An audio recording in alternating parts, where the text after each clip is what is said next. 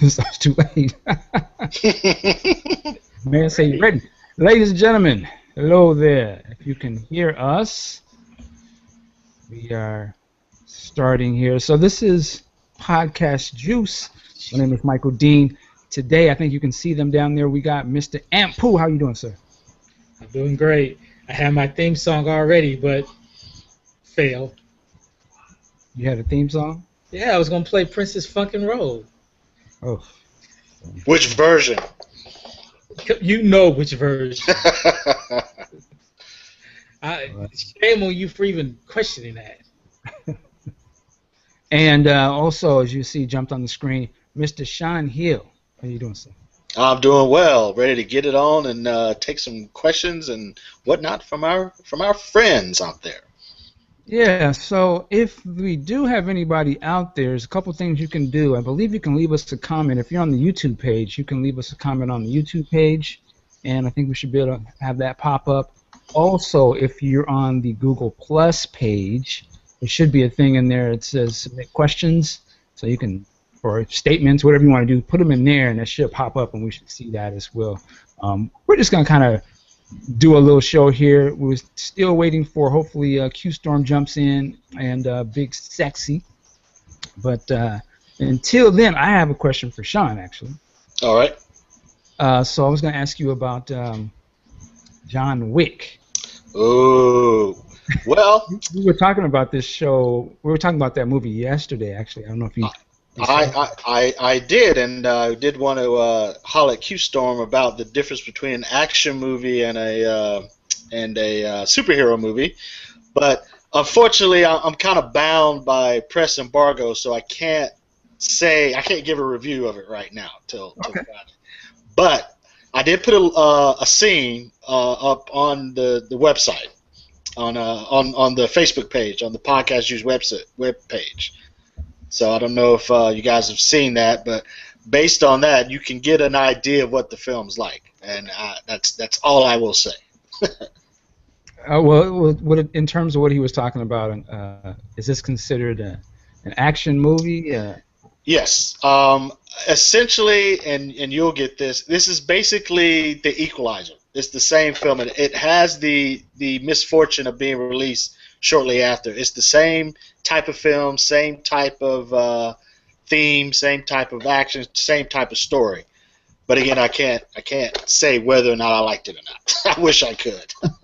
We'll get into that Saturday. All right. Well, can you say I might like it? Yes, you will. Okay, that's all I need to know.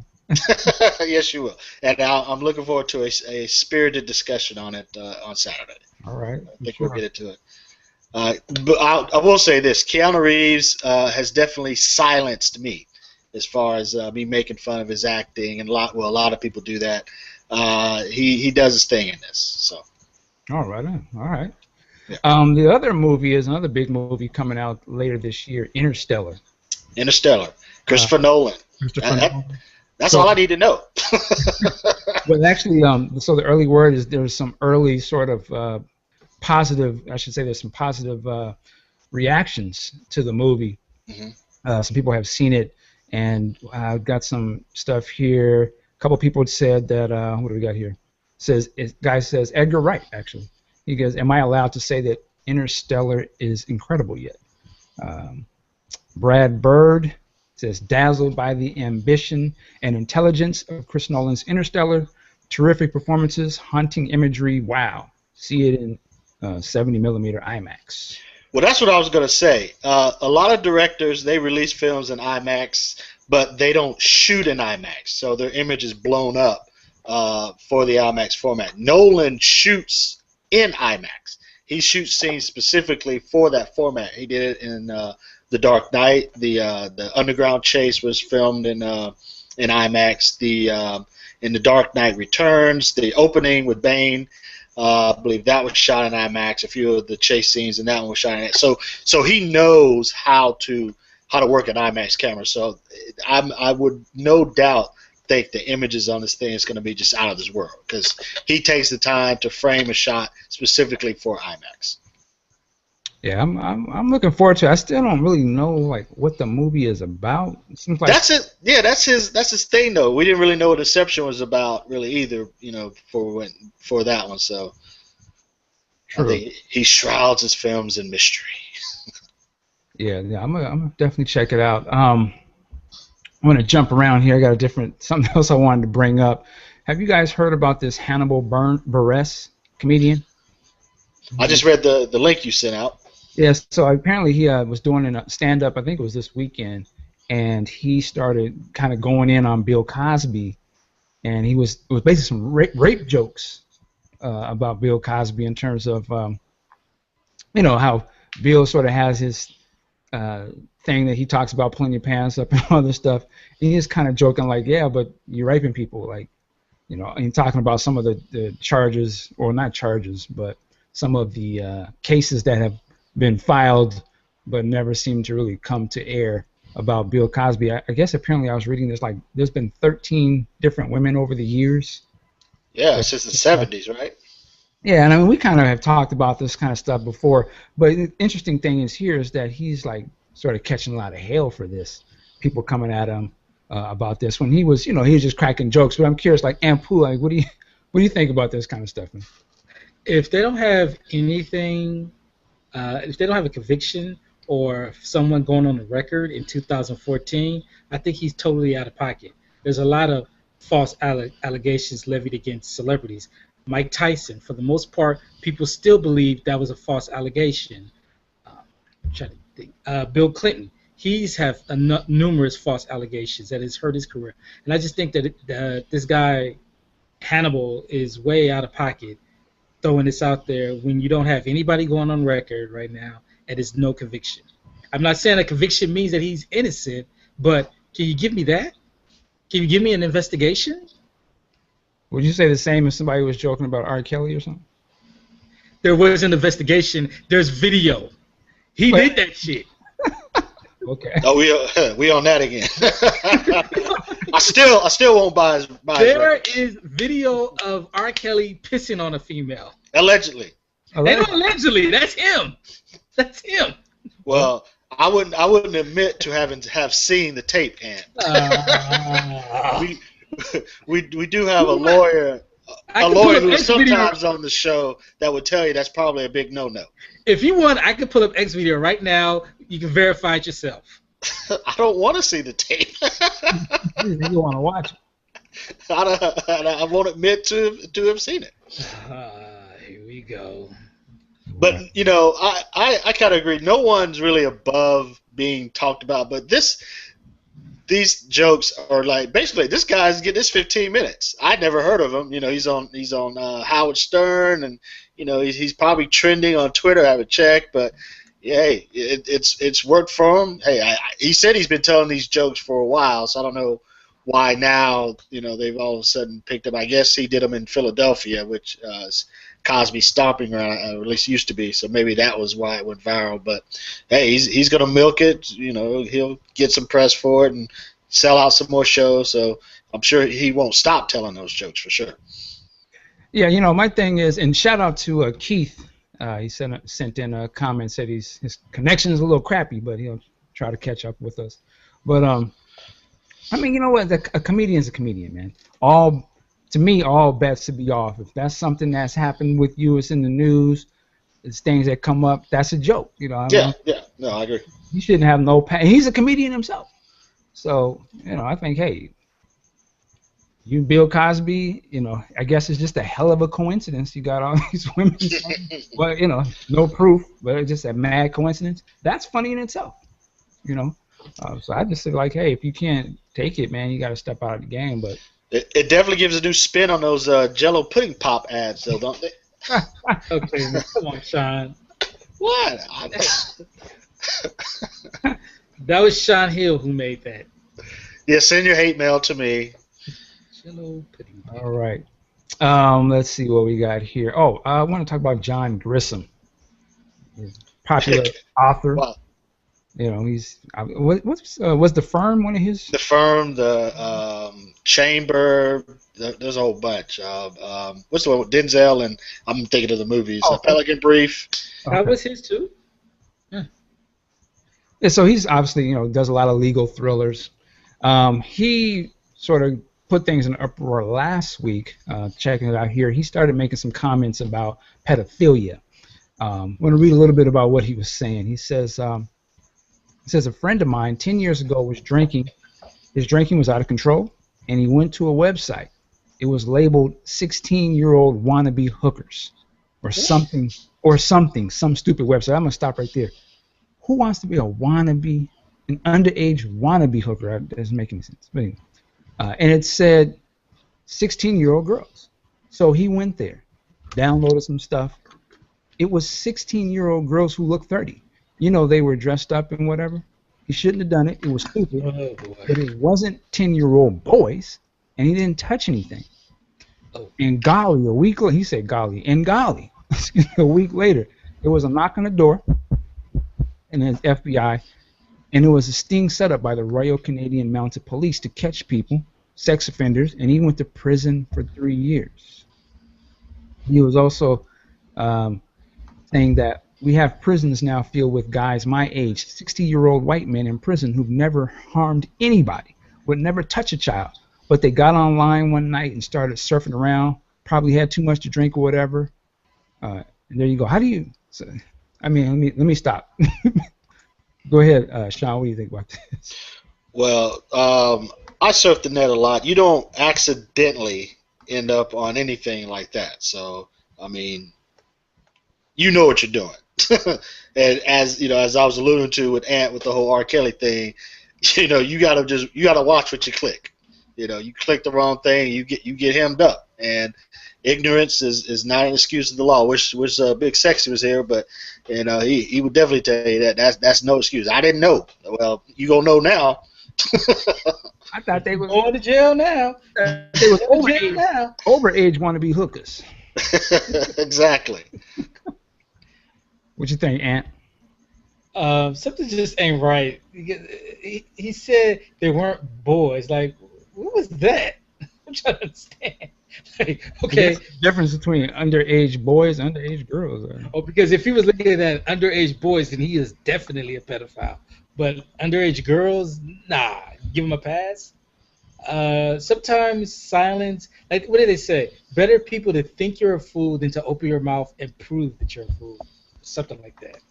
And I don't know what he was thinking on that. I don't think he was, and he has since come back and he done the apology thing, like I didn't know what I was talking about. And I'm sorry. Of course, I didn't mean anything by that. That's some scary stuff, man. And then what was so apparently it's only 60-year-old white men who were afflicted by this situation, and the 60-year-old black dudes are just pedophiles. Like they need to. So they did that. They did that apparently. Yeah. Yeah, I think. Yo, Dre, stick to producing. Hey, yo, Grissom, stick to writing. Yes. Yeah. And then he did wasn't the one movie with Sam Jackson? Time to Kill. Yeah, that was one of his. Yeah. You would think that movie was sort of a racially tense type of a story. You'd think he'd have some sort of common sense to They did say some crazy stuff like that in this. And they raped the 10-year-old in there, right? I don't remember the age, but she was quite young. I think she was 12, but still, 10, 12, it's still despicable. I shouldn't say this, but one of my funny lines is, if she's old enough to crawl, she's in the right position for me. Yeah, send your hate mail. No, that was a line from Grisham. Woo. Yeah, I ain't even gonna joke on that one. That speaks to the level of creepiness of him that he came up with that line. Well, yeah, I give you that. But yeah, he needs to sit down. All right, next up, there's another story. This is right out of my backyard, Renton, Washington, south side of Seattle. Headline is 2 youth football teams banned from playoffs after parents brawl. There's actually a video. I can't play it here, but there's a video of this situation where the parents start getting into it at the football game. These are peewee kids, I think 9 and 10, maybe even younger. And it's a football game. One of the kids, I think his arm or leg is broken, and he's laying on the field. and then two parents. You can see it's a black woman. I think it's like a white woman. Oh, They start getting into it, and then pandemonium, all hell breaks loose. Police have to come, but because of the actions of the adults, those teams have been banned from the championship. Where apparently one of the teams, the Renton team, was going to be in the championship. The other team wasn't, but now the kids just can't play. And damn. yeah, and then last thing in the story. So here, let me set it up a little bit for people who don't live here in Seattle. Renton, south end of Seattle. That's sort of more where you're going to find more minorities and different things. I live in the south end of Seattle or over there, and the other place was Bothell, which is a little bit of ways away. Wow. What I'm happened? watching the video right now. And what happened? Some of the people were saying that some of the parents in the stand were saying, the N word, and was saying, "Y'all, you're too ghetto," and la la la la, and it just got out of control. Sean Hill, you're a father. You have your daughters at the game, and people are doing this hooting and hollering, or even saying these things to you. How would you act in this situation? Well, I've actually witnessed something like this firsthand. My stepson, I was a coach for his football team. It was flag, I believe. Yeah. So I think 6, 7, 8 years old. And one of the kids from the other team, he basically was blocking another kid on my team, and basically threw him to the ground. Well, this is flag football. You're not really supposed to do that. So the parent of the kid that got thrown to the ground, he ran out on the field to protect this kid, to push the other kid away. And then the parent of the kid that was being pushed ran out on the field, and it was a big man. The parents take that stuff more seriously than the kids. The kids don't care. They just want to have fun. But it's that whole scholarship mentality. I want little Ray to grow up to sign a $1 billion contract. So my son played. I wanted him to play just for the experience, but I didn't push him into playing. You got to play. The next year came around. You want to play? No? Okay. That was the end of it. So I think these parents need to chill out. Let the kids. I don't know exactly what happened in that incident. I don't know if, how the kid's arm got broken, but kids are going to be kids. Accidents are going to happen. Things are going to happen. Learn to control yourself and set a good example for the kids. Yeah. What about you, not Sean, and Pooh? Would you be out there acting ratchet?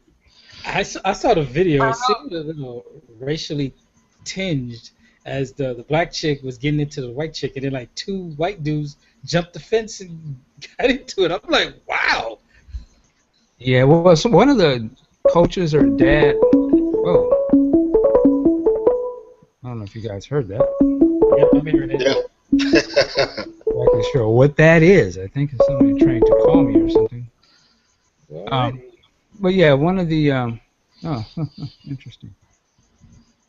Well, one of the parents said that he went over to try and break it up, and that's when one of the other coaches, I guess a white dude, just jumped over the fence and started attacking him.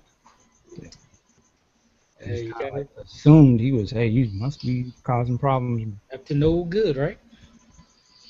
Apparently so. It's yeah, I don't know. Go ahead. I'm gonna bring somebody else in here, at least attempt to. But keep going, fellas.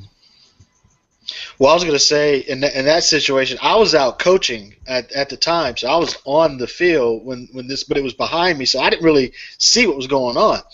And when I saw the two parents coming out, and I know folks are like, "Why do you stop? Why do you stop?" I'm like, nope. I am not the one. I am not trying to get in between that. So I don't know. I think I can control myself. I like to believe I would, but there's no way in the world I could just let my child get. I see a face. Get attacked like that, or getting pushed or bullied. I'd probably. For some reason, I can't hear you guys anymore. We can hear you. You can't hear us. What's up, Ernie? Sir. How you guys doing, man? We're good. So, Mr. Day Dropping, welcome, sir. How are you, man? I'm doing all right. No makeup this Feels good. time. We can hear you, Sean. Sean, can you hear us? Oh, somehow I think we lost him. Well, let me ask you this, since we got Mr. Day Dropping here, sir. Artificial age. Are you still playing it? Does it sound better? Or is it kind of losing steam to you? Oh, it's not losing steam at all. I play it every day. You know, what I find is interesting. I'm enjoying it. Well, not too interesting. You know, I'm enjoying it a lot more now. Now that I've been able to digest it. And what I think is the most shocking thing for me is that I'm really actually okay with the sequencing of it now more than I was before. Oh, really? Some tracks that I wasn't listening to so much, and now they really speak to me. Way Back Home specifically, great song and very deep once you really get into it. Yeah, I'm actually, that's one of the ones I'm feeling. I admit that I have not listened to it. I don't think I listened to it this week. I got pulled back into, we were listening to Musicology because we were going to do the review on that. So I've been actually listening to that. Oh, yeah. Are you still listening to Plectrum Electrum? Oh, yeah. Yeah, you know, it depends on what mood I'm in pretty much, because they're two very distinct different sounds. Mm. If you feel like rocking it, well, you know, Plectrum Electrum's your thing. And if you want to be mellow and all, then you got to go with Artificial Age. I'll tell you one thing. This is probably the most surprising thing for me from Artificial Age is that I'm okay with funk and roll. And I wasn't at first. But after hearing it a few times, it's okay. It's all right. Wait, the AOA fucking roll? Yeah, I wasn't okay with it at first. You know, I mean, I thought it was kind of bland because I was making the mistake of really comparing it too much to the Plectrum Electrum one, and these are two different worlds. See, and I'm okay with it. Like I probably find myself listening to that version more now than the Plectrum Electrum one. Turn up radio. You getting turned up over there, huh, Ernie? Mr. Excuse me, Sean Hill, are you still there? Can you hear us? I don't think he can hear us anymore. He's looking over there mad like he Cosby or something. And Pooh, are you still listening to those records? Well, I didn't get a chance to get put on the record as far as AOA. I ended up listening to about 5 of the tracks. Breakfast Can Wait. I'm sorry. Breakdown. Time. Yeah, sorry. Way Back Home and oh man, what's the other one? No, not Funk and Roll. Funk and Roll occasionally. Cloud? No, not Cloud either. I think it's just those 4. Sometimes Funk and Roll. Yeah, I got those. I'm starting to. You're influencing me, Mr. Dean. I'm starting to come around to your line of thinking and playing AOA more than I am PE. Other than Another Love and Funk and Roll, the real edition, the real version, I really don't play PE as much as I first did. Now, here's something that I know all the Prince neophytes are probably gonna go in on me. I wish I was on the AOA show, but Joshua, I don't know if it's Joshua or Prince, but that production seems way too mid-90s. There's a lot of the codas, a lot of the tropes in there that just. Oh, whoa. Wow. I just give me. Sean Hill, you're muting everybody. He's angry. I'm like, dude, I'll take it back. Oh, man, this is hilarious. Send him a message. But yeah, I feel a lot of the productions were a little 90s, and that kind of bothers me. But since the tracks are so good, oh, the other one, I forgot about that one. That's a late '90s track. Michael Dean. You have to admit that's a late '90s track, but it's so good. I can see where you're coming from with that, but to me it sounds like a lot of the current stuff of today too. Well, no, the current stuff of today is trap music. You gotta admit that. Well, I mean, in terms of like the girl he sampled it from, I wouldn't necessarily say she's doing '90s kind of music. It reminds me of what I know of, like that kind of newer R&B kind of sound. But then again, it kind of reminds me of some Jodeci too, a little bit. So. Okay. The tempo of it, and the kind of the flow, like the After Show album, whatever that album was called. But, here's what I was going to ask you. Did you guys hear that he performed Clouds over the weekend live? Did he? Paisley Park. That was the only song from that album that they did. I think it was Friday night. They had the contest winner who won the contest, Dorothy, actually is from hometown for me. She won, and she was flown out there, and they had a show. But yeah, they did Clouds. So I'm curious to what that sounded like, how that came off. That's one of those songs where I'm like, I want to hear them do AOA songs live. And how do they? Just curious, what was this contest? Because I didn't hear anything about it.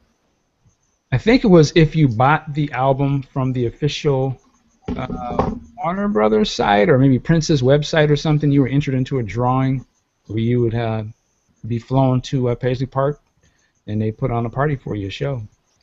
Wow. Sean Hill, there you are again. Can you hear us? Yeah, I can hear you. You were muting everybody during the show.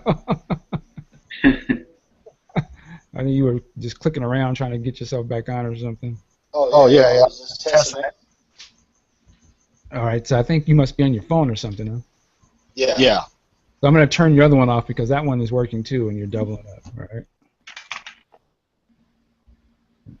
All right. Okay, so what we got going on here? Let me ask you, Sean. Are you still listening to Artificial Age? Yeah. And I'll be right back. Any songs that are now favorites to you that may not have been before, or vice versa? Sean Hill, going once, twice. Electro more. Oh, you can't hear me? You're kind of jumping around there. What about now? There you go. Good. Okay. I'm actually listening to Electrum more than Artificial Age. The only songs I really am listening to a lot on that one are and actually Breakfast Can Wait. I've kind of joined the party on that one late, but I'm really digging that one. All right. Actually, we have some questions. Shout out to Quentin Jones, sir, if you're watching. I'm just now seeing these questions. But much respect for you dropping some things here for us to talk about. So let me ask this. We'll kind of go around. So, one, what was the first Prince song / album that caught your attention? And then what song made you a die-hard fan, released or unreleased? And we'll go right to Sean. Believe it or not, it was the Prince album. My dad got me into Prince, actually. He was a fan from back in the day, old school fan. So that album, I still remember him having it and listening to it. As far as song, honestly, I can't really say there was one song over the other that made me a fan. It was more of a collection of the work. Even now, people, what's your favorite Prince song? I'm like Prince. He hadn't written it yet. I don't know. I can't. That's just a question that I can't answer. There is not one song that made me a fan. It was more of just a collection of the work. All right, and Pooh. For me, and sorry, I'm a youngin', it was Purple Rain. With particular song, I think it might have been Please Don't Crap on Me. It was Take Me With You. That's a dope song, man. Come on. Not according to Q-Storm, though, but she's not here. But on the Purple Rain album, it wasn't. But ultimately, and bear with me, I think it might have been the summer of '91, and I was stuck in the house the whole time because I grew up in the rough streets of South Central LA, so we had gang bombs that keep your ass inside. So here I am alone. I only had 2 tapes of films to keep watching over and over again. It was Purple Rain and it was Under the Cherry Moon. And that's when I learned to appreciate the beautiful ones. I said, one of these days, I'm going to win. I'm going to get me some draws that way. So it was the beautiful ones. That's when I learned. It was the beautiful ones. That's when I learned to appreciate that song and Prince the artist. all right, they dropping. Go ahead. What's the question, Mike? I missed it. I'm sorry. So, what was the first Prince song / album that caught your attention, and then what song made you a diehard fan, released or unreleased? Okay. First song that caught my attention, because I remember having to sit around right next to. My mom had this huge record player, radio thing. It looked like a huge, like a piece of furniture type of thing, And I would put my head down real close to that speaker, lay down on the floor, just waiting for this song to come around back in '82, '83. It was Little Red Corvette. That was the very first song that really got me into. I had no idea who the guy was that was singing it or anything, but I know I liked the song. I liked the vibe, just the whole lead up into the chorus. It just sounded sweet the way it rolled. So that's what broke me more into that. The one song that really cemented me as far as being die hard, I would have to say honestly a little bit later on, and I've mentioned this before. This shouldn't be surprising anybody who's been hearing me on this or all. In fact, you could probably guess that Mike would be that one track that cemented me to everything. Let's see if you can guess it. Oh, down, down, don't, down, down, down. Yeah. In my mind. She's always in my hair, excuse me. She's always in my hair. That's right. Yes, sir. All right. It'll get better than that, man. Real quick, let's see. What do we call that? A hi-fi. I had one growing up too. That was from Quentin. Yeah, keep them coming. We see them, sir. So, quick question, I guess I would say the first song that got me to liking Prince, and I didn't even know that I was liking Prince, was "Get It Up." I went to. I always tell this. I went to Houston, Texas, 5th Ward. Visited my cousins, and they was blasting the Times. Get It Up was on the radio. I remember getting off the airplane. My auntie, first she played, heard it through the grapevine, Roger, and then she was like, "Yeah, I hear this one," and it was Get It Up, and I just heard that. I was like, I ain't never heard nothing like this before. I was like, okay, this is dope. So that was the first thing. I didn't know who it was, but I really liked that song. It wasn't until years later. And then I'm like, I'll be honest, I'm like Aunt Pooh to some regard. I had heard 1999, and I knew who it was, Little Red Corvette, because MTV. But when I went to see Purple Rain, I was like, you know what? This album that my cousin been blasting, which I thought wasn't some sissy stuff because I was all in the Run DMC. But when I saw the visuals with it, and then I heard the album, I was like, okay, we on to something. And I was heavy Michael Jackson all day. And then I saw the Purple Rain tour. It was over. So that the other one song I'll say that got me just super hardcore was Crystal Ball. I bought a bootleg. It was a vinyl record. I remember I brought that home. I put that down, and I was like, and this, when you had those old big ass giant stereo systems like your grandma had, it was a big long. We had. Yeah, we had one of those. So I put that on, and it started playing. I was like, yeah, I was done. I was done. So that was mine. We got another question. All right.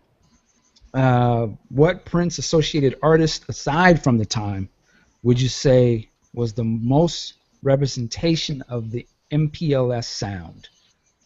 We'll go to Day Dropping first. Well, for me, I mean, I'm not as versed as you, as some of the other folks probably would be with the associated artists, but the one who I always gravitate towards too, if it isn't Prince, would obviously be Sheila. For me, her style back then, she was the female version of Prince back when she was doing her thing early on, as far as I'm concerned. And for me, that shit was just funky and still is. So for me, that's an easy one. Sheila E.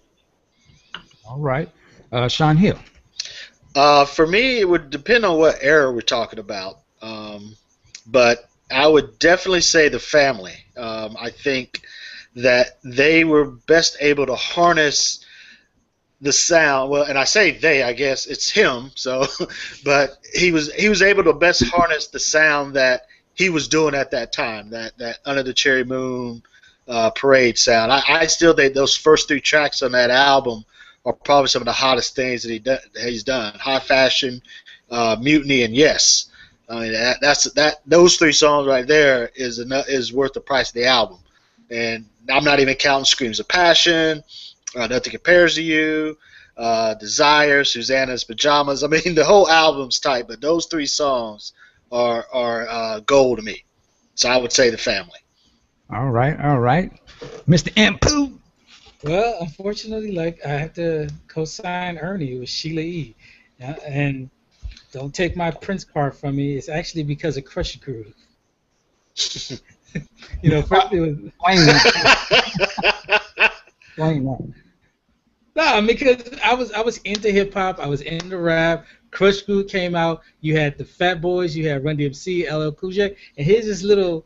Oh, Hollywood. Okay. Sexy Honey coming out with Love Bizarre. Where I'm just like, oh shit, okay, I'm feeling it. Why does that guy sound like Prince? But oh well, Sheila E. There we go. That's what I'm getting. Then we got Holly Rock, and anybody rapping sounded good back then. Come on now, let's just be honest. Even Sheila E. So it was Sheila E. And I actually bought her album Romance 1600. Can't name another song on that besides Love Bizarre, and Everybody Rock Glamorous Life. Yeah, I know we talked about this in another show, but I'll go ahead and repeat it. I saw Crush Groove on a double feature, 1986 in Detroit of all places, with Under the Cherry Moon. It was Crush Groove and then Under the Cherry Moon. You want to talk about a diverse audience in attendance that night. And one of the funniest things I still remember, the scene where Prince is talking to Tricky, and he says, "What should I wear to the club tonight? My Versace or my Benucci?" And Prince says, "I don't know, man. I think I like that blue." Someone out of the audience yelled, "We can't see it!" funniest talk back to the screen I think I've ever experienced in my life. Now, I'm sorry, I hate to do this, Sean, but I got to call you out on the Family. You mentioned Nothing Compares to You. No. Oh, are we gonna do this? Are we actually gonna do this? I prefer that version. I would even acknowledge Sinead O'Connor's version exists. You said you don't? I do not. Oh my God! All right. I'm a purist. We discussed that. We discussed that on the other show. I said you do not remake Prince. You do not remake Al Green, and you do not remake Marvin Gaye. But Prince didn't make it. It doesn't matter. First, I mean, Punk of the Month, as you call him, was basically just singing over the God vocal. Come on. Yeah, okay, but you're really trying to tell me that St. Paul does a better vocal performance than Sinead O'Connor of that track? Yeah. Yes. I'm done. Gentlemen, husband duty's call, so I must head on out. All right, man. Well, I appreciate you coming through, man. This is all right, no problem, man. Check back with you. Good to see you without makeup. Oh, I look better with the makeup. You talking about? All right, fellas. Later. All right, man. I should probably clarify what I meant when I said that. For those that don't know, Ernie and I, we actually met each other at the Kiss and Def Leppard concert that came through San Diego a few months ago. Now, don't ask what I was doing there. That's a whole nother story. But he took a picture and he put it on Facebook, and I was like, wait a minute, that's Ernie, and he's here, and I'm here. So we coordinated, met up, took a picture, and all that good stuff. So that was kind of cool. All right, you guys are going to be mad at me, but somehow I lost those questions on my screen. Uh-oh. Kill the host. Kill the host. Damn it, man. Well, just tell them to ask again, please. Yeah, Quentin, if you're still watching, can you please post those again? Sorry about that. I saw the bonus question at the end. He asked, do I still drink For Loco during recording? No. I actually don't really drink that drink. That stuff is too much, man. But Is that still in production? Oh, of course. Wow. But, yeah, it's too hardcore, man. I do have me a little bit of... But I'm making it look like I'm really drinking something. Ain't nothing but some Bud Light. But anyway, favorite associate... all right. T.C. Ellis.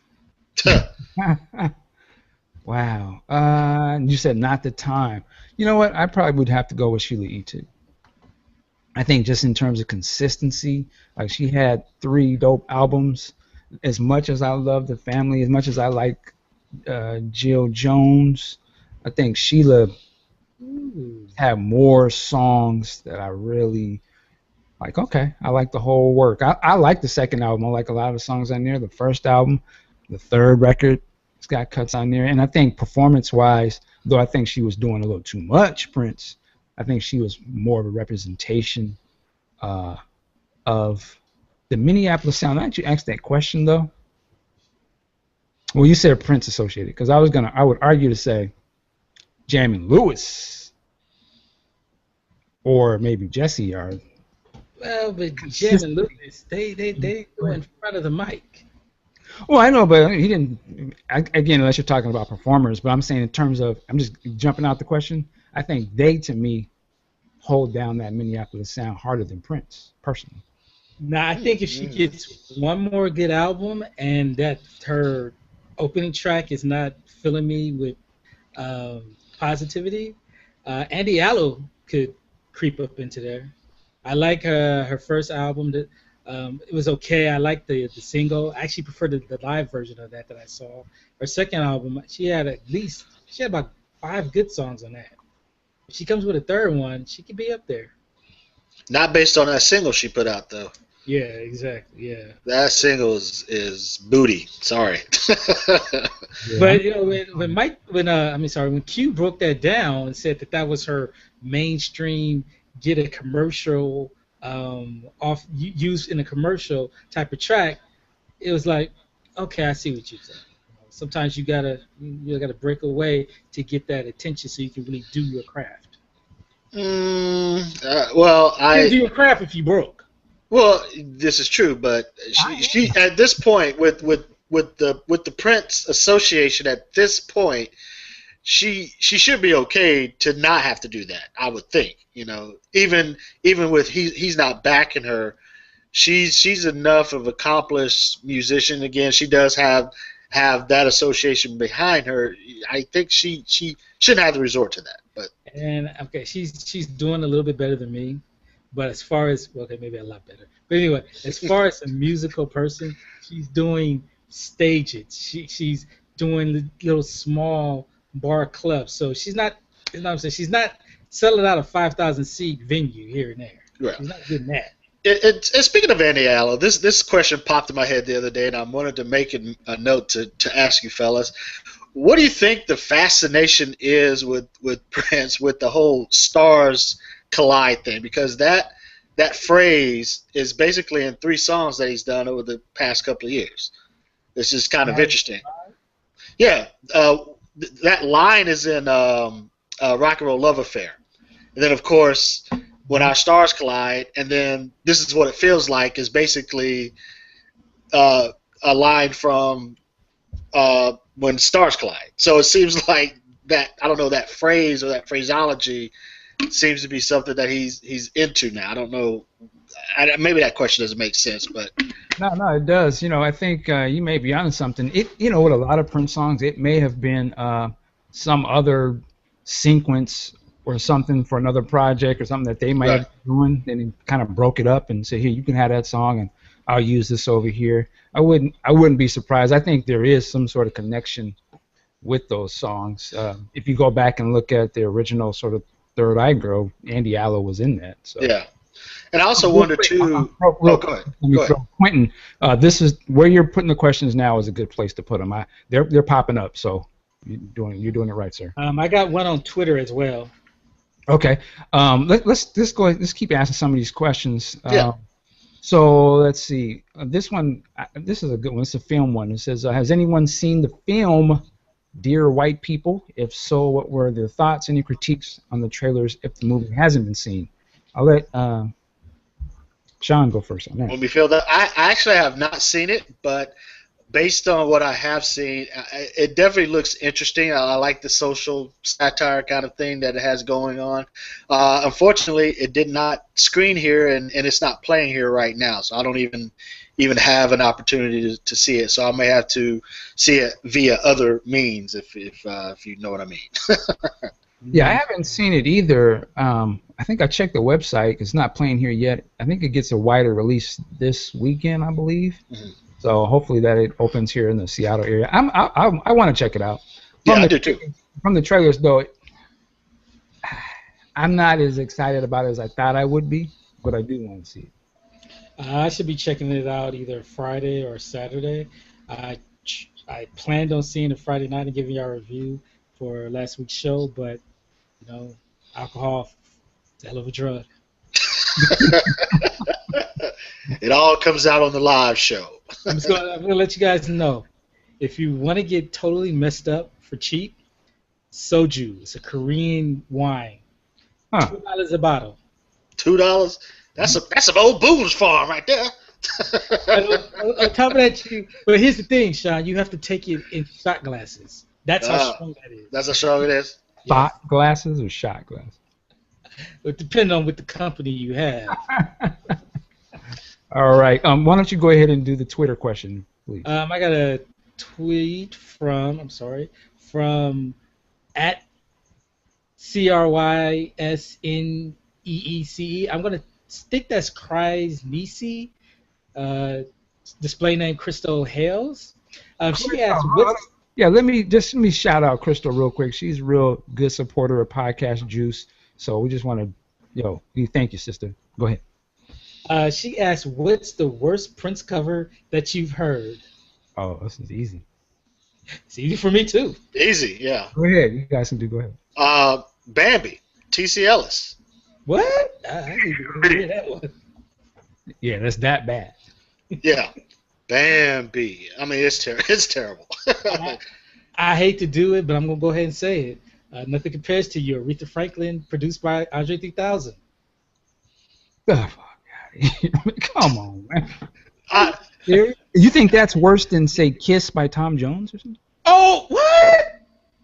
What? Oh, Lord. Oh, Lord. Oh, Lord. Please don't. Please don't. Please don't. Please don't. It's not better than the original, but I fucks with it. You don't have to be beautiful. Wait, hold on. Listen. Hold on for a minute. Come a little closer. You're gonna tell me that you preferred the Tom Jones Kiss than Aretha Franklin's Nothing Compares to You? Yes, sir. I'm sorry. I fucks with that Tom Jones cover. Wow. There you go. Well, that's everybody got their opinion. I would go with the T.C. Ellis. Oh, you know what? The one I would go, I think people have heard, though, I would say Genuine's When Doves Cry. Yeah. Good little song. Yeah. And I like Genuine. But I just couldn't feel that. They weren't, Timberland wasn't ready at that point to be trying to do.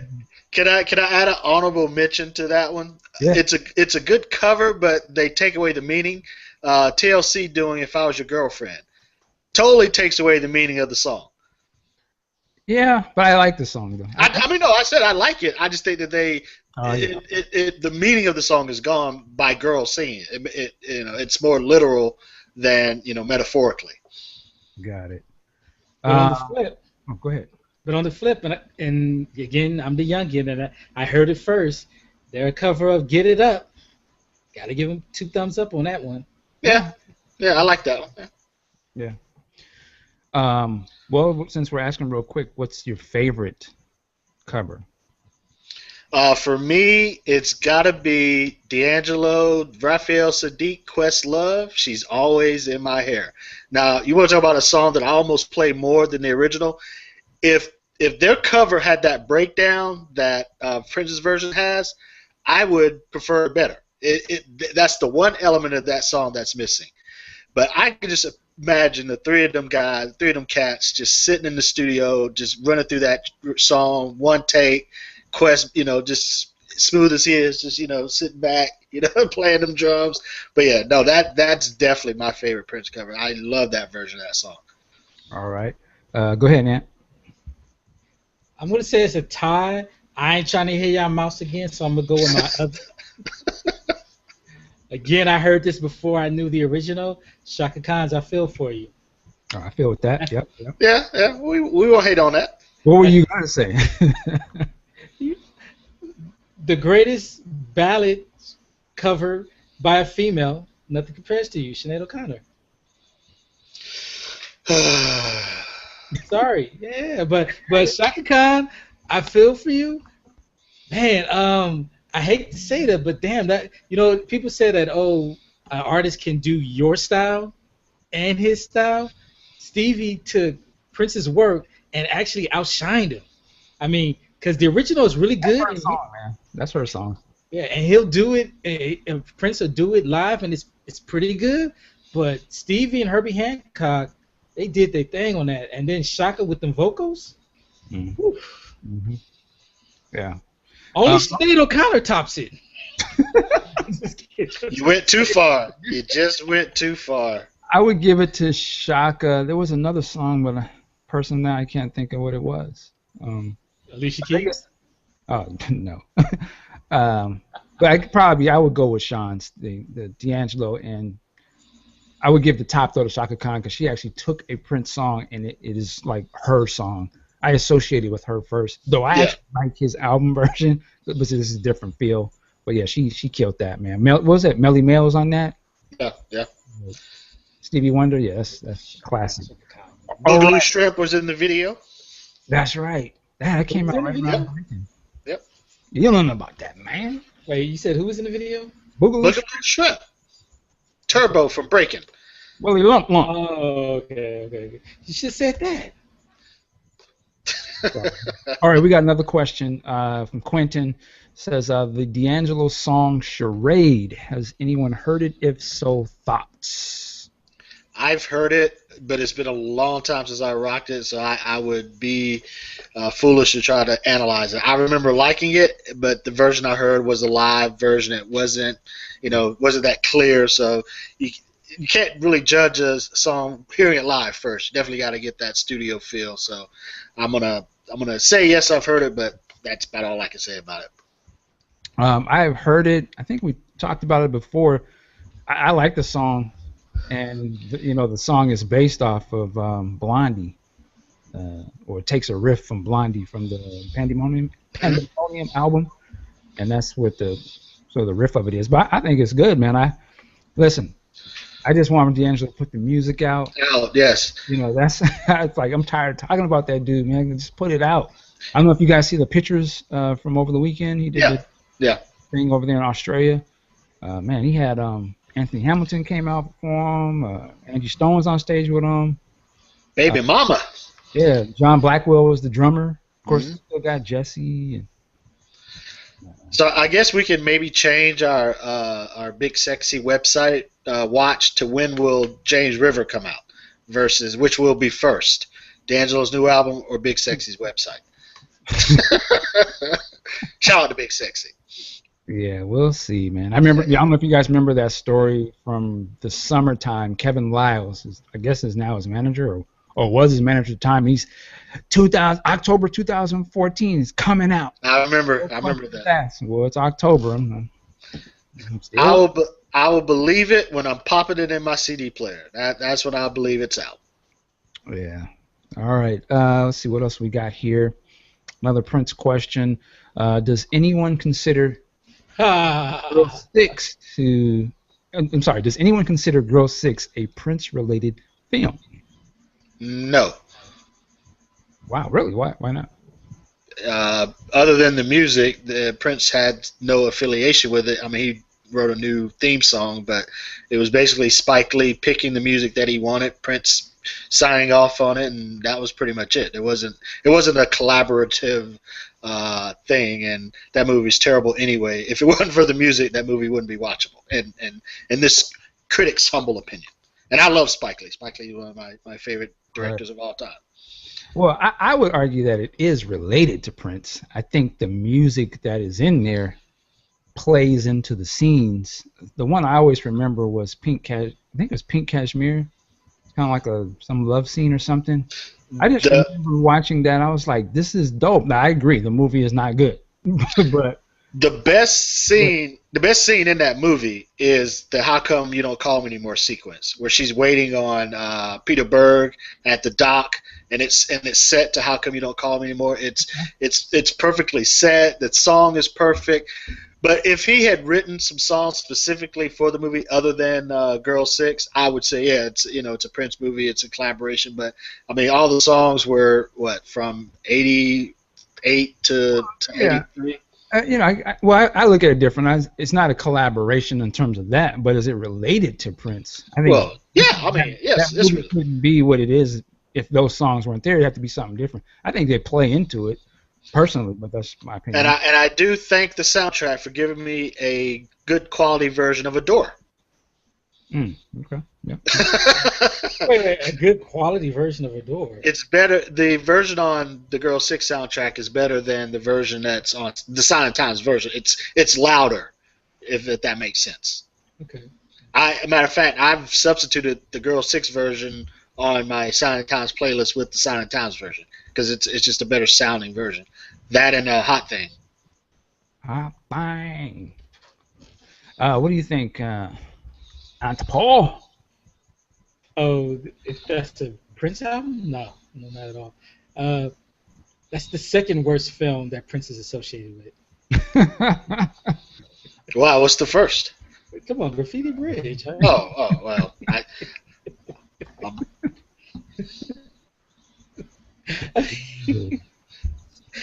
Oh man, I'm sorry. I was just thinking about. God damn, that movie is bad. And, okay, I'm sorry. I don't want to get a tangent, but before they do Tick Tick Bang and they're setting up the fireworks, why is he doing sign language? He's going. Because that's him being cool. That was bad. Well, Yeah, you'll figure it out one day. Apparently, we're supposed to. Yeah, we don't understand it according to Mr. Nelson. We don't get it. Yeah, I get it, dude. It's not a good movie. All right, man. We've been on here for a little bit. If you got any other questions, now is the time to throw those in before we throw out the tab. But before we get into all that, do you guys have anything you want to bring up? Did you hear about old girl? What is her name? The Django Unchained actress. Oh God, she's in the news again. What'd she do now? No, she didn't do nothing. The police decided to press charges on her for committing a lewd act with her boyfriend. Oh well, hey. Yeah. I was like, look, this is what you get, stupid ass chick. Finding out just because you're dating one of them don't mean you get their privileges extend to you. Trying to act like you're above the law. Call my agent. Yeah, well, call your lawyer too, homie. My daddy's on the phone. He wants to talk to you. I know Quentin Tarantino's like, quit associating my movie with this blankety blank.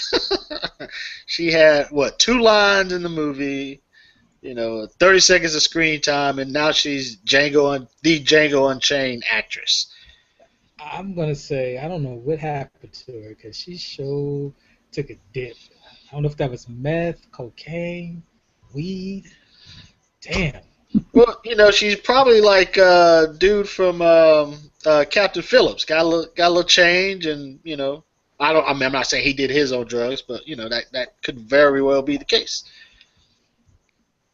Interesting. I'm sitting here looking at this stuff. What do we got? Well, another question here. What non-Marvel or DC franchise would you like to see a screen adaptation of? This includes anime, video games, and indie comics. And this is from Quentin Jones. And Pooh. It's easy for me. Invincible. I want that. Ooh. Not a movie format because it's just it's just too layered, too deep. There's just way too much going on to try to condense into a film. Even if they do think, okay, we'll shoot a trilogy, I want to see it as a live-action film, or if not, animated film. But Invincible, that deserves a adaptation. Another one, I want to see Kick-Ass 3, but I don't want it in a film. I want a Netflix movie. That way they can get it done right, and they don't have to worry about being beholden or being slaves to the box office. All right. How about you, Sean? Well, I'm gonna duck as I say this because I might get flamed. I really, and I don't know if this is considered a superhero movie, but I really enjoyed The Incredibles, Disney's Incredibles. I don't know if they're making a sequel of that, but I thoroughly enjoyed that movie. And I've gone on record saying that I'm not a Disney fan, but that movie is highly entertaining. So yeah, if they want to do a sequel to that, I'd be all for that. All right, man. For me, I think this is coming. I gotta see Space Battleship Yamato, aka Star Blazers. I'll be there day one. The other one I would love to see is Robotech, which I think. I didn't know we was going there, but okay. What's the guy who did Spider-Man? He played Spider-Man in the first trilogy. Tobey Maguire. I think Tobey Maguire bought the rights to Robotech to do a movie, or it's either that or he did Star Blazers, but one of them's coming. I just thought of another one. Go ahead. It's obvious. Truth's Destiny. Ha ha! Yeah, I like that. Come on, where's that? That would be Yeah, how much money they throw at you? Now I heard the show. You said you weren't gonna throw the brothers no work though. No, I said I would. I said I'd get Q, a production assistant or something. I mean, I'm not gonna let that hold the deal up. I don't know if I can get or something, but Now, and I heard another. So you gonna act like Run and Crush Groove, huh? Just axe runs out the hole. And I heard another interesting tidbit during that show, or during that segment of the show, that you would allow Tyler Perry to direct. Hey, now that's getting us an automatic thumbs down from me. Hey, you know what? Y'all can thumb it down all you want, but I'm gonna be counting my money out. It'll be Tyler Perry's Truth's Destiny. Hey, all right. That's all right. We're gonna get there. Or even worse, Tyler Perry's Medea's Truth. I might have to draw a line on that one. Everybody's got their price. Everybody's Depending got on what their day price. they ask me, right? Starring Monique. Okay. Well, if we're gonna talk about Saturday morning cartoon shows, I want Visionaries. I think that was criminally canceled after one season. There's enough elements in there that's similar to Lord of the Rings, Harry Potter. They got this magician, the world. All technology was gone, and now all of a sudden magic is coming back into the world. I think that would be great for an updated take on it. I don't remember that show. I'll send you the link. All right. Oh, you guys took me back. I guess I was on my way back from Georgia and from the funeral and all of that, and I was listening. You guys were geeking out over the Saturday morning cartoon. I was like, geeking out over it. It was like, what are these old dudes talking about? that was a fun show to listen to. I need that lifted my spirits. That was great. And I'm trying to think of stuff. Okay, what shows? And I could not think. Now, I used to have like my whole Saturday lineup done. Okay, this comes on from 8 to 9, and I switch over to CBS. This comes on from 9 to 10. This comes on NBC. Everybody you go to a friend's house, they have a different lineup. Wait, you don't watch the Smurfs at 9? No, I'm watching Super Friends at 9. Yeah, I got tired of them damn Smurfs. It's so different now. My son, he's 6, 7, and he doesn't understand channels. He watches Netflix or videos. So for him, it's like, what's the one he's in? Ninjago. It's a Lego thing. And he just watches them by seasons. Like that's how he look at it. Like, oh yeah, Dad, I just watched. Daddy got 3 seasons. I watched first one, the second one, and it's just a whole different experience on how he takes in these shows. It's way different than what we had, right? You had to wait, watch one this week, and then wait the next week, and it took a long time. But if you was looking on a VCR, you might be able to tape them, and then exactly, yeah. So it's a different game now, which leads me just real quick. I mean, we're hearing HBO. I think we talked about HBO Go is going to go standalone, right? So you don't have to have cable to get it.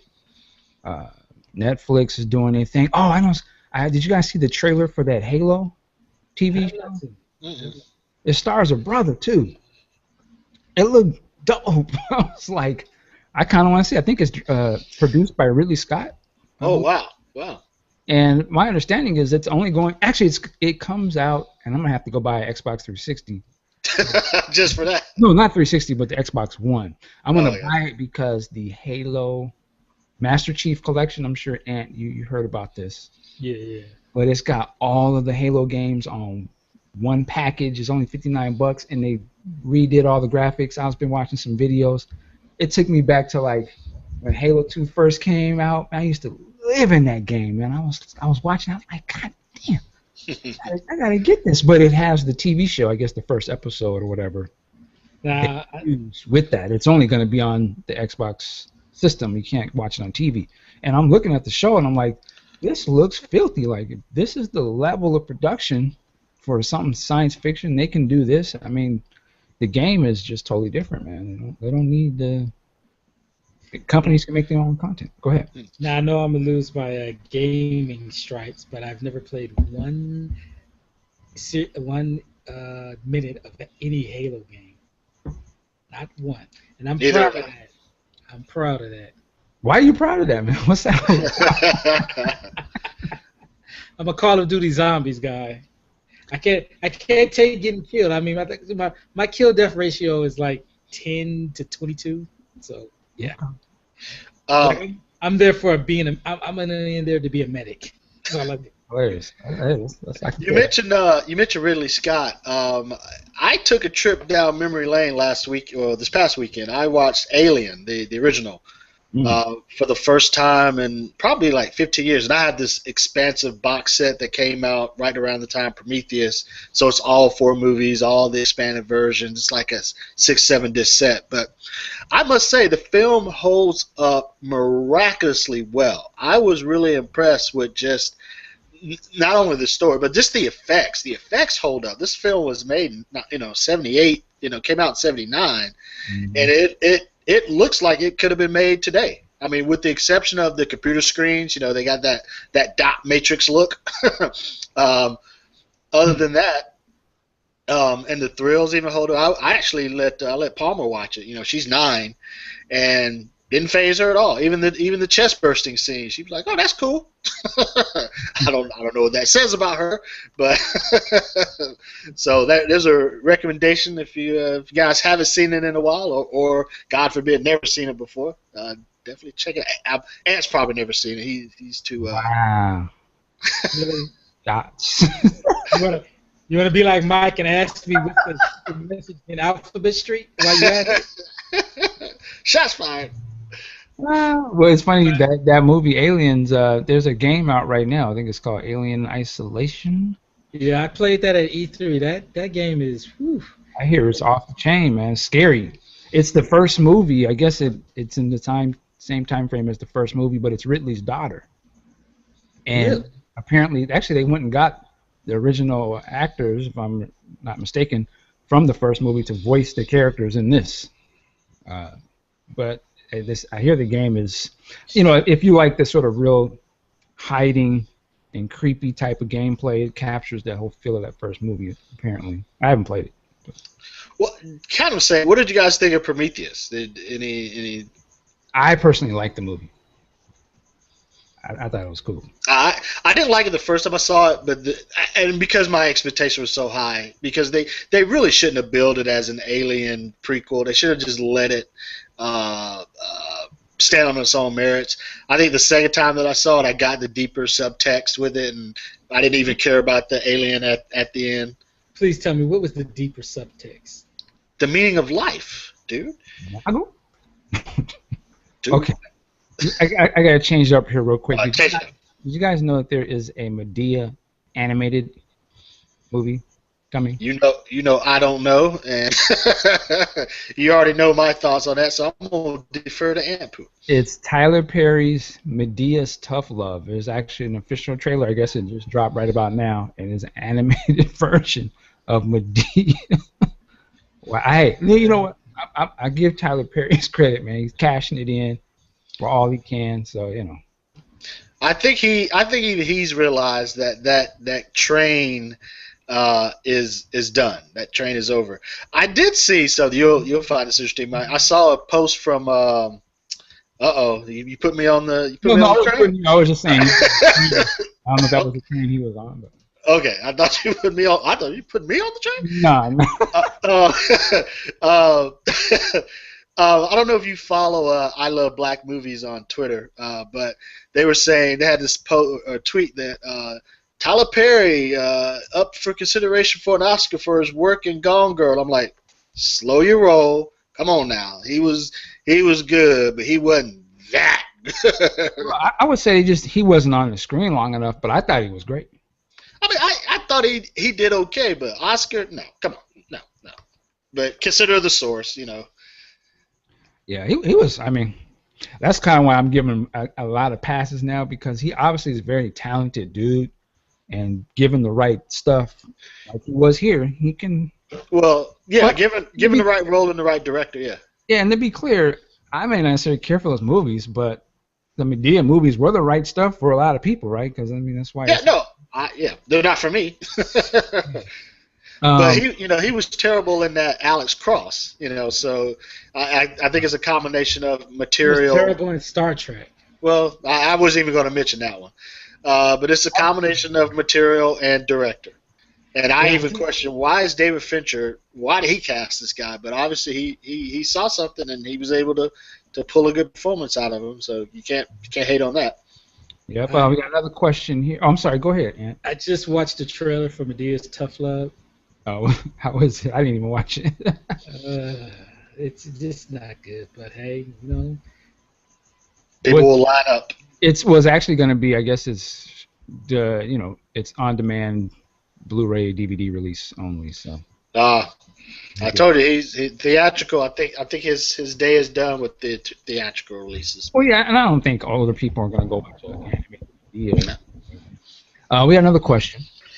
Let's see. Any thoughts on the casting for Exodus, Gods and Kings? That's from Quentin Jones. I'm trying to think who's in that. Oh, this is the one with Christian Bale. Oh, okay. I thought that was it. Hey, Christian Bale always does his thing. I mean, if anybody could do that role that he did in American Hustle, that transformation, that he did, the hair, the gaining of the weight. Yeah, I mean, he is a great actor. So I don't know much about the movie, but my interest is piqued. So have you not heard the controversy over this movie? I believe I have, but refresh my memory. So, the thing is, obviously this movie is taking place in biblical times, and all of the prominent characters in this movie are European and white. So people are sort of kind of questioning, how can you have them be white people when That's nothing new. Charlton Heston as Moses. Right. I mean, Okay, but that was 19. apparently we're in 2014. I know, but It's supposed to be a little more accurate, you know. Oh, but I mean, so that's sort of the thing. Like, what was that joke Paul Mooney used to say? Tom Hanks stars as the last nigga on earth. So that doesn't surprise me. That that's nothing new. No, what's upsetting and troubling is Ridley Scott. I believe it's Ridley Scott that's directing that. His statement is as well, this is works of fiction that's set in ancient Africa, and as such that it is ancient fiction, that we should be free to take whatever creative license that we see fit, including now changing the face of these statues. right. So Yeah, the face of was it the pyramids or whatever, the Phoenix? Yeah, one of the Sphinx. It's clear as day that the real thing looks like a Negroid, but somehow in the film they've digitized it to look more Caucasoid. So looks like late Michael Jackson, right? Like right. So it's early Michael Jackson. Now it's, they were made to look like off the wall Michael Jackson. Yeah. Invincible Michael Jackson. Michael Jackson. I think that's. I'm not with that, man. I think that's horrible in my opinion. But go ahead, Ant. Yeah, and to make it even worse is the fact that you have ancient Africans that for some reason people still want to say that the ancient Africans did not look like blacks. I mean, somehow, despite the whole continent of Africa being made up of blacks, Egypt somehow was civilized by European Caucasoids. And it's just, never mind and despite that they're being ruled by these European Caucasoids, they decided to engrave, to create statues, to paint images of Negroids. That doesn't make sense. You enslave people that you put up on the walls of your pyramids. That makes no sense. But okay, that's the story they're going with. Well, one thing, let me take devil's advocate Hollywood side, which I rarely do. They're looking at. I'm sure this is if Ridley Scott's directing it, then I'm sure the budget's going to be through the roof. Who puts asses in the seats? We Christian Bale. Well, hold on. Let me make my point real quick. We've got three. We've got Denzel, Will Smith, and shout out to Q Storm, Idris Elba. So. Oh, you mean black? Okay. Yeah, black. That's what I'm saying. those three, could put asses in the seats. So as far as black actors, now can Christian Bale? I think he can. I think he's still got the Batman lore with him. So that's what Hollywood looks at. Who can we get to put asses in the seats? We'll worry about the political, social fallout later. Let's get the movie made. Let's get it. Let's get it so we get our money back, basically. Well, see, the only thing is I would throw in there. I mean, who puts ass in the seat with the top movie of last year? 12 Years a Slave, or if you're gonna do movies that obviously have these different races in the time that it takes place, they don't seem to care in certain movies. They put black people that aren't even really top billing people, but the movie still wins the top awards. I don't. Well, it won the top award, but it wasn't box office smash. I mean, it had a modest budget because it didn't have really big stars. So right, but I'm saying this the subject matter of this movie, I wouldn't think it'd be a box office smash. Like Exodus, it's a religious movie. Well, Noah did pretty good. It did? Yeah. Not critically wise, but it made money. Well, I'm not saying that. I'm just saying in terms of obviously this is a big budget movie, right? Yeah. I don't know if they think this is going to be a blockbuster or something, but I just know for me personally, I'm put off. I won't even go see it. Like I won't even. It isn't, and it's not that it won't be a good movie. I seen the trailers. It looked like it's on that sort of grand scale and all that. But yeah. To me, I'm like, if they can actually sit there and tell you to your face, you don't count. You ain't a part of this history. Yeah. They're not playing this as a fantasy movie to me. If you're gonna take that subject matter, you wouldn't make a religious movie if you didn't really feel some sort of way about it. I just don't think that they just. I mean, maybe Hollywood studios don't care, but No, they don't care. It's all about. but I'm sure that Ridley Scott and all them doing the work sort of care. To me, it's just like, man, why? Then they just let me know they don't give a damn, and I'm good. I won't give you my money. I don't give a damn either. Like I won't even support it. I want them to go on a show where the host really just says, you know, what's really going on? Like why did you do that? Explain that. How do you think the other people feel? Like I just want them to say, you know what? Just like Ridley Scott said, I want to hear him say, oh, hey, we don't give a damn. This is our story. We're gonna tell it the way I want. But I don't get my money. I'm good. Here's the question I gotta ask. You got me hot. Right. If you're gonna tell us that we're just taking creative license, I would love to know, would they take creative license with Munich? Probably not. Would they take creative license with Schindler's List? Don't get my show shut down. Okay, so we're going to read it. We don't get too crazy. No, but you asked a great question. Yeah, but I'm just saying, there's just going to be others. And let Spike do it. Well, I was gonna say too. I mean, who made Munich? Steven Spielberg. Who made Schindler's List? Spielberg. Who made Malcolm X? Spike Lee. Spike Lee. You see where I'm going? You know, why isn't someone of our color making that movie versus Ridley Scott? Because that's why Spike Lee made Malcolm X, because he found out. It doesn't need to be someone our color to make. Well, no, but I'm just saying that's you. But you present this as a historical thing, then it seems to distort to people who don't have enough thought. They're going to look at that and just assume that, yeah, it was white rulers back then. And the black people that are in the movie are the slaves in the second hands. And when you watch the trailer and you see that. So to me, that just sends a message to you like, hey, think about it. My point was to answer question. Spielberg wouldn't let that happen. Spike Lee wouldn't let that happen with Malcolm X. Norman Jewison, I don't know if you know that name or not, he was originally attached to direct Malcolm X, the project that Spike ended up doing. And Spike said, no way, no. I'm going to do it. It needs to be told by a black director. It needs to be told black. So he took control of it to make sure that it came out right. That's my only point to what Ant was saying. Those things would not get tarnished or what have you, because Spielberg, being Jewish, would not let that happen. That was my point with that. I'm just saying it needs to, whether it's white or black directing, it just needs to tell truth. I agree. That movie, Exodus, is not telling the truth. I mean, Spielberg directed Color Purple, you know.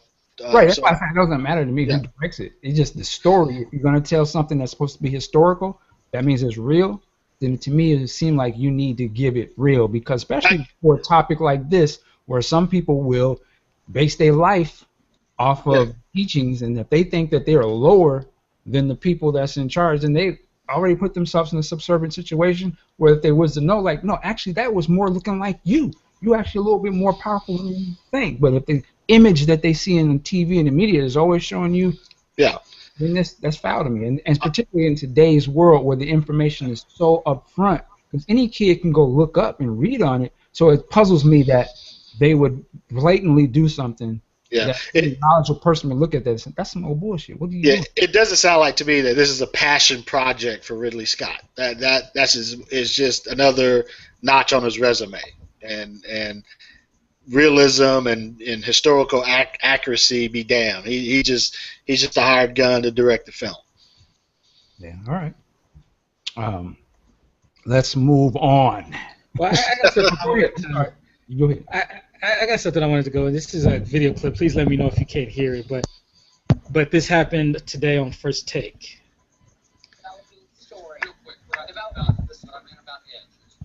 You have to really turn it up, man. He failed in his first sneaker deal because he was just too clean cut, and I think it was Adidas that had him first. Correct me if I'm wrong. But he couldn't sell sneakers because he didn't have enough edge. But then post-Eagle, Colorado, he became, it brought a little attention to him, like it gave him a little bit of sizzle. All right. I'm sorry, was that clear? Did you hear that? Yeah, No. but who are they talking about? They're talking about Kobe Bryant. Oh, okay. Yeah, What so were they saying? I couldn't hear. all right. So on today's first take with Stephen A. Smith and Skip Bayless, they were talking about Kobe Bryant. I guess the whole controversy that an agent was out there saying that the Lakers will never be a good team because of Kobe Bryant. He's selfish. He took that money and is gonna mess up the Lakers. And Skip Bayless, he mentioned that I'm not sure what preceded that. However, he made the argument that, well, there was a point in time in Kobe's career where he was with Adidas and he didn't sell shoes. They thought he was too clean cut.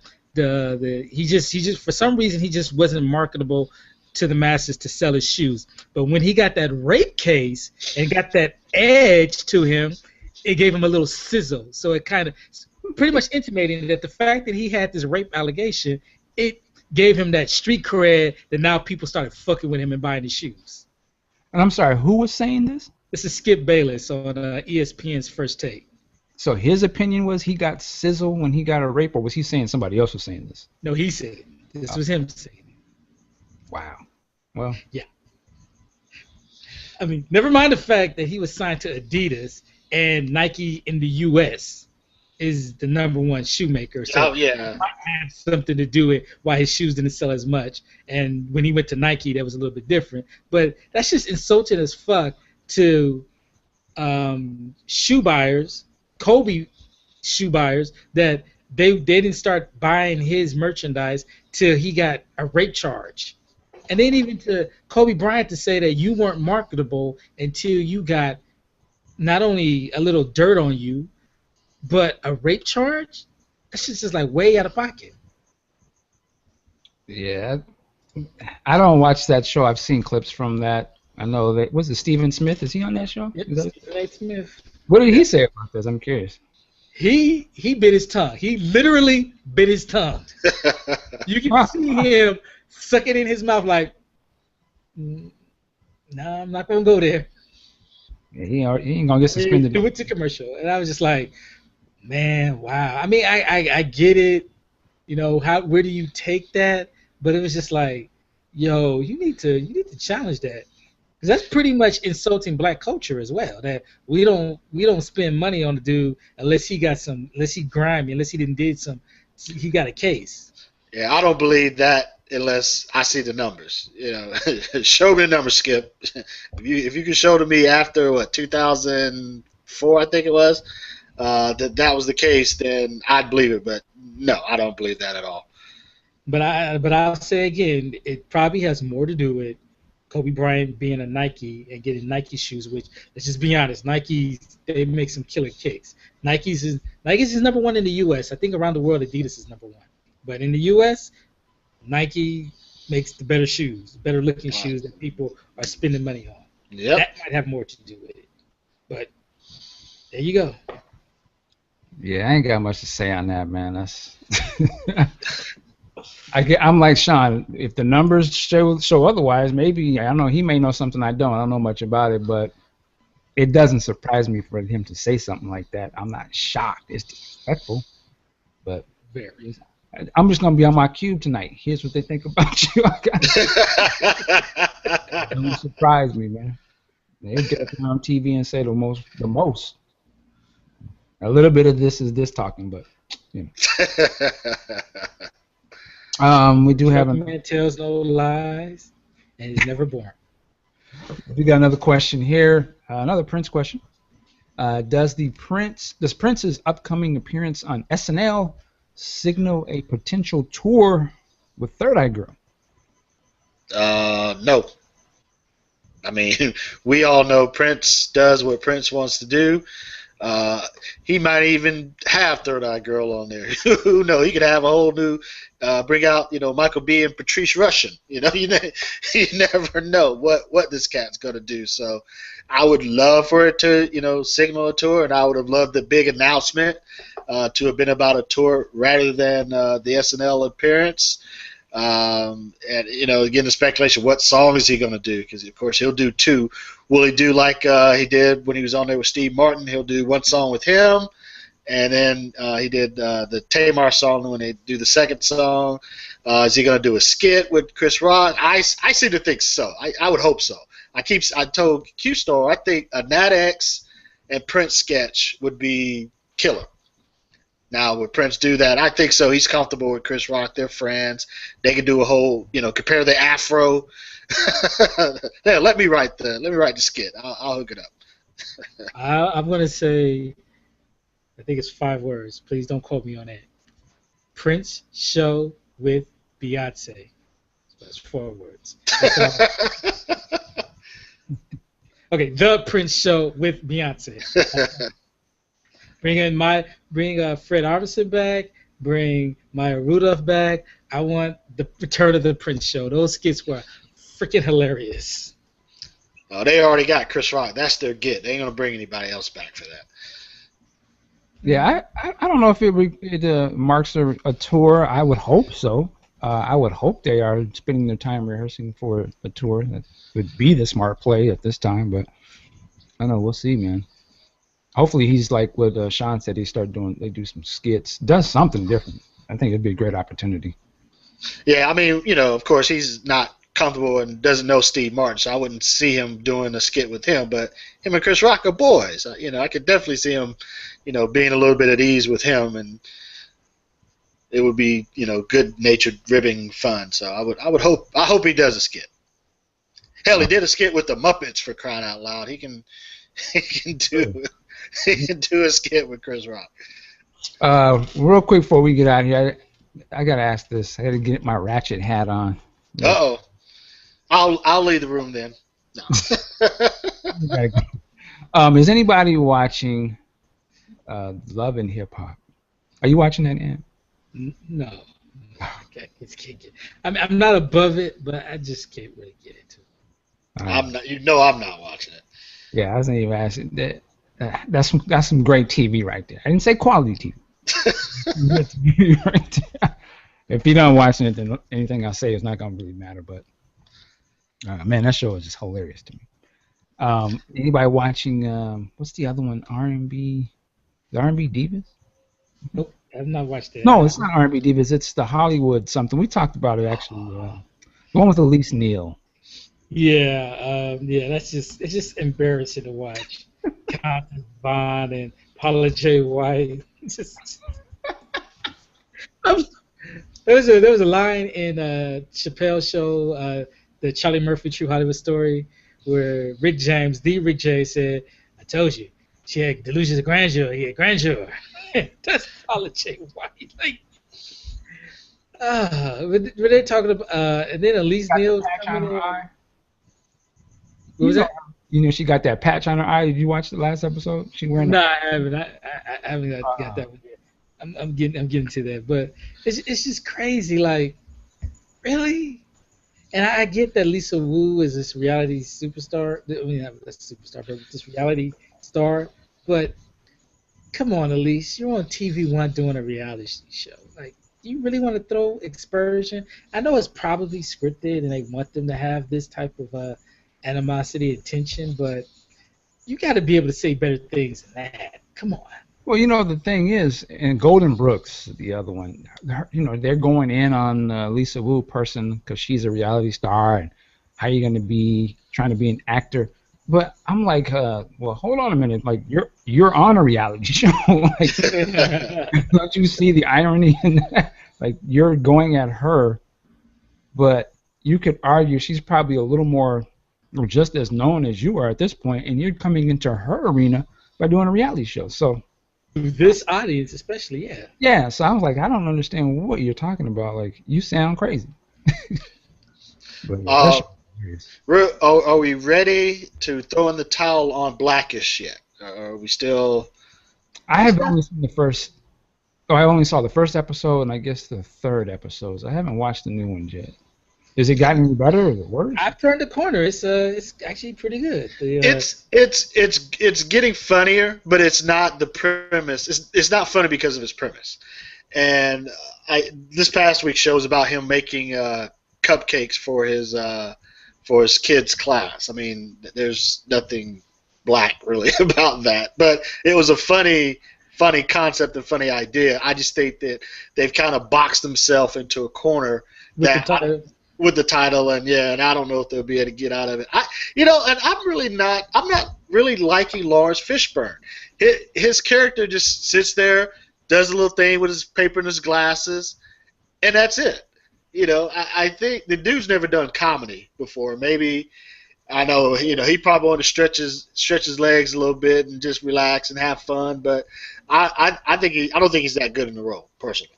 I personally enjoy him. I think he adds that little those little biting commentary here and there. I think it works for him. That's just me. I don't know. I guess I'm just so used to him being so authoritative and strong, and the HNIC as I'm looking at the screen there. And just seeing him kind of doing the secondary. I won't say smiling, but I don't know. I understand why he's doing it. I mean, you can't be the heavy all the time, but I just don't think that. Maybe it's just me not being used to seeing him in a funny role, because again, I don't think he's ever done a comedy ever in his distinguished career. No, wasn't he on Pee-wee's Playhouse? Well, I wouldn't. I wouldn't care. I mean, that's a comedy, yes, yeah. Much like Captain America is an action film. Shout out to Q Storm. I'm like, I was hoping Q was gonna be on here. We'll say that one for Saturday. Well, my thing is that the premise of the pilot, they went too heavy with the insecure black man seeing racism and slight so much but since then that's not really factored into any of the other episodes. So I'm just trying to understand, why did they put so much of that into the pilot, as well as come up with this name of Blackish? Yes, that's the show's problem. I think, and I don't think that they're able to, and I think you guys, or maybe we talked about it, are able to sustain that. I think they did the episode with the nod. That was I think that was the last one they kind of did. I was kind of mad at that. Yeah, I know. They'll be revealing all of our secrets. Now they can be like, they're communicating. See, they plotting. Yeah, I think that was the show I was listening to also on the airplane. Yeah, that episode was kind of funny with, because we do that. We see another brother, we, did a little what up. And supposed to. Especially at college. But I just think that if they could just stick to just regular humor and not try to shoehorn the theme of the show into the humor, I think it'll work a lot better. Because not black people, we don't sit around talking about being black all the time. Like that show seems to want us in America to think that we do. Yeah, I want to see it. I'll keep watching. I'm just not excited to watch it again. But it was funny the last one I saw. I think it had to take that name to get its attention. Otherwise, it's just another show that stands out without it, personally. I mean, it could have been the Anthony Anderson show and called it a day. That wouldn't have worked. We wouldn't be talking about it. Well, we probably would, because ABC put it after Modern Family, which is their top-rated show. So they obviously had faith in the show. No, I'm saying in terms of, like, do you think they have a show called Blackish, which is you'd be like, whoa, what the hell is that? Versus the Anthony Anderson show. Half the people probably wouldn't have even watched it because we wouldn't have been talking about it. It wouldn't have been controversial. Yeah. No, I agree with you. All right, one last question, then we'll start to wrap it up here. What Marvel movie franchise can we do without? And Quentin Jones says he votes for Wolverine. I would go for I could do without Thor. I like the character. Yeah. The movies are okay, but in terms of all the other movies, that's the one I could do without personally. I totally agree with that. I feel they're beholden to the source material, but they've been able to make little tweaks here and there in the tone of Iron Man, of Captain America, even with the Hulk. Feel free to do that with Thor. Thor should be their Lord of the Rings. it's that fantastical. It has all these elements of magic. There's war. There's a little bit of I guess medieval times interplay in that. They should take it. They should take their cues from Game of Thrones and Lord of the Rings and present that to us on film with that character. But right now, I'm just totally bored with him. I hope we don't get in trouble with it, but I have yet to see either one of those Thor 1 and Thor 2 legally. I'm just gonna say that. Oh, wow. So, yeah, I haven't gone to the theater with that. My pick, because I know he threw in the non-Marvel Studios. My pick, Fantastic Four. Just leave it alone. Just leave it alone. Be done with it. Okay. Give it back to Marvel. Fox. Be done with it. Believe it or not, I actually have an opinion on this one, and I agree with Mike. Thor. I didn't see the first one in theaters. I saw it the same day that I went and screened The Dark World, and I wasn't impressed with either one. Although the Thor Dark World did have Idris Elba. There you go. But yeah, I could live or die without having seen another Thor picture, and I'm sure I will be at some point. But yeah, I don't like those at all. Let me ask this. Oh, go ahead. I'm sorry. Go ahead. I would say the thing is that they have a great villain that they're not really maximizing. Loki. Yeah. There's got to be a great Thor script someone has.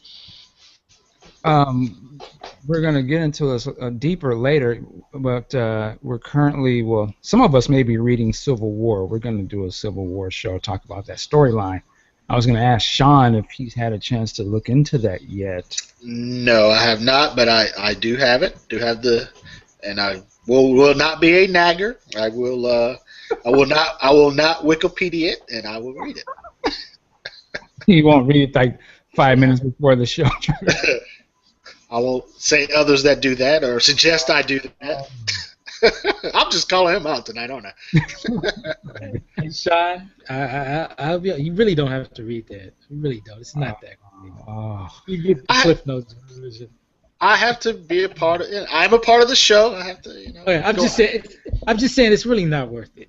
Go out of my comfort zone, Yeah. I forgot exactly what I was going to ask. So go ahead. Go ahead, Ann. Well, I was going to segue to something else, but what was your original question? I forgot what I was going to say about it, but we're going to wrap it up. So go ahead and you do the last. We got well, I sent over a article that someone from MoviePilot.com wrote up how because right now a lot of people are talking about that there's way too much that they don't feel that Marvel can pull off Civil War, that they can pull off Infinity Gauntlet, and one of their theories is in the same universe as far as the Avengers and the Guardians of the Galaxy, the Avengers with this new Marvel Cosmic. And one of his theories is that they're not going to all come together. That it's going to be Civil War taking place on Earth with the Avengers, and it's going to be the Infinity Gauntlet taking place in space in the Cosmic with Guardians of the Galaxy and whoever they choose to create out there. And I'm thinking, like, you know what? Knowing both of those stories, well, at least knowing Infinity Gauntlet, they really don't need the Avengers. And it actually, because I wish Big Sexy was on here because he'll know what I'm talking about. There's more money in the chase and keeping them apart than rushing them together. Meaning, people, if they build it up right, people want to see the Avengers and the Guardians of the Galaxy on the same screen at the same time. But if you keep dragging it out and coming up with these epic storylines, the Avengers with Civil War, the Avengers with the Infinity Gauntlet, when they come together, and in my opinion, they come together with Secret Wars, Headbuster, and maybe $2 billion box office. Yeah.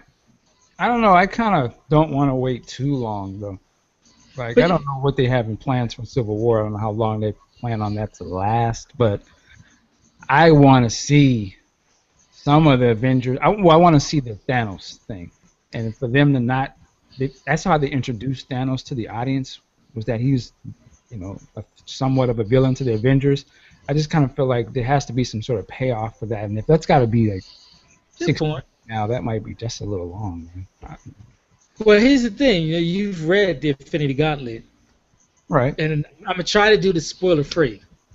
But the Avengers, you remember the story? The Avengers are really not needed for Infinity Gauntlet. True, but I mean, these movies aren't direct sort of adaptations of of the books. So I don't. They introduced him in the Thor movie. I mean, excuse me, in the Avengers movie. So regardless of what happened in the books, I need payoff. I'm a movie watcher, so I don't. I'm gonna assume I don't know the books. Like I need to see why did they have him in there? Why did they show him at the end? Da da da da. Like that has to be answered. That's just how I look at it. Yeah. Do you think it's plausible that they can do Infinity Gauntlet without involving the Avengers and just keep it with their cosmic characters? Because they're supposed to be doing a Doctor Strange, so that's another part, another element to Infinity Gauntlet. I think it's possible, but I know for me as a movie watcher, I want to see the Avengers interact with the Guardians, and I know that they have sort of a similar villain in mind, as Thanos. So I want to see that come. I want to see the payoff of that. You give me a first part of the story, I got to see the end of it. Otherwise, I just feel like you're trying to Gone Girl me or something. and see, Michael Dean, this is why you can never be a booker in wrestling. A who? A booker, the creative guy, the writer. No, I have a book. Okay. I was going to say, he's got a book. Just not. Hilarious. All right. Man, we got to get rolling. We've been on here for a couple hours, I think. Yeah, about 2. It gets a little easy. All right. So first of all, I want to say thank you to people who have been listening. We've had people coming and going. Shout out to Quentin Jones, man. You've been supplying some great questions for us. And, man, just shout out to you for always listening to the shows and supporting everything. It means a lot, man. Shout out to what was the other question that we got from, sir? Keith. Keith threw in something, and then the Twitter question was Crystal Hale. Crystal, yes, Crystal. Yeah, shout out to Crystal as well, and shout out to Big Sexy and Sack. Always. Yep. Shout out to Big Ken, and also we were joined today by Mr. Dave Droppin came through, and of course Q Storm. Shout out to him. And what can I say? Let me get my stuff out of the way now. Please, if you haven't already, like us on Twitter. PodcastJuice is the Twitter handle, and then you can see our respective personal ones in the bottom. Please like our show on Facebook. Our website is podcastjuice.net. We do podcasts, weekly podcasts that you can get on Stitcher Radio and iTunes, and also on the website. The other thing I got to promote myself is I do have a book that just came out. It's called Proof's Destiny. It's a science fiction novel. Thank you, sir. It's a. If I had a hat, I'd be tipping it. It's a serialized fiction. It's a serialized novel, so it's going to be in installments. So I just give you little chunks. So I don't want to have you have to sit there and read a big oompus thing. But check it out. Yeah, there you go. For my naggers out there. All right. Saying, the last full book I read was Animal Farm, man. That was 11th grade, so just you do the math. Wow. All right. Hey, I'd say reading is fundamental for real. I'm a heavy reader. I love reading books. All right. So before we get out of here, we got to go around the room. We're going to start with Mr. Ampu. Where can they find you, sir? You can find me on Twitter and Instagram at Ampu. And I've been going heavy with people, debating Prince, debating the Avengers, debating #Gamergate. We should get into that on Saturday. Yes. Accepted. Writers and publicists of video games, we fucks with each other. Yeah, I'm like, you're gonna get me started. No, I'm gonna save my rants. Mr. Sean Hill, where can they find you? All right. First, I want to say, just looking at Ant Poo, it makes me want to say, where in the world is Ant Poo with the map behind? We should make a little game out of it. Well, next June I will be right here in Italy and Spain. All right. Okay. You can find me not in Italy or Spain, but you can find me on Twitter at Hill Street Views. You can also find me on Facebook, Sean Hill, SeanHill. Also, Real Movie Talk, RELL, then Movie Talk. And, of course, the world-famous blog, hillstreetviews.blogspot.com, where this week I'll have reviews of the highly anticipated John Wick and Ouija. So look out for those. Ouija. That sounds like an African thing. Or something. Ouija board. Oh, yeah. Nah, I'm good on that movie. It's PG-13. I'm taking Palmer. Come on, it's PG-13. No, brother. Wait a minute. Stop the show. Don't play around with them Ouija board movies and all that stuff. You don't know what they be unlocking. You get around and get home and some shit pop. I'm serious, man. We gotta leave that. When she comes to sleep, You know. That is a work. It is a work of fiction. The film. It's not. But you don't know. Man. I'm old school. Like they be in the movies. They be throwing little stuff, man. You don't know if they say. I know they say Mama Samu Maku Sa.